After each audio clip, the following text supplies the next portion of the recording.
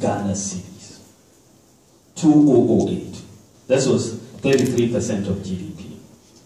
In the last 6 years, however, the public debt has risen dramatically to 69.7 billion Ghana cedis, which is 60.8% of GDP as of September 2014. This is an increase in the stock of debt by 56.2 billion, or the equivalent of $27 billion using the average exchange rate for the period. Now, it's very important for me to explain this.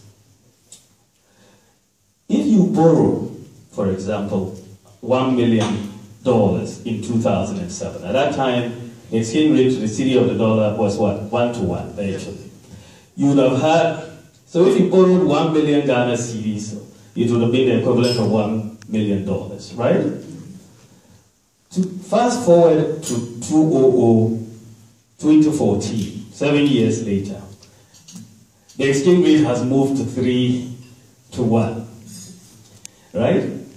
Now, if you had borrowed 1 million Ghana cedis, today you will say that that debt is worth 330,000 at 3 to 1, say, in dollars, right? But in fact, you borrowed the equivalent of $1 million, not $300,000. So we should expect $1 million worth of projects from your borrowing of that money. So you should not use today's exchange rates to diminish the impact of what you borrow.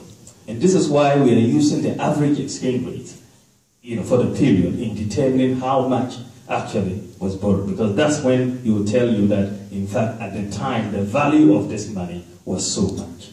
And this is why we are making the point that, in fact, that if you use the average exchange rate, they have borrowed money equivalent at the time of borrowing to $27 billion.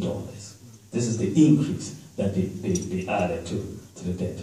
And this represents an increase in Ghana's debt stock by 591% over a 6-year period. So you are increasing the debt stock by an average of 98% every year. It's really a frightening rate of accumulation of debt by any standard measure.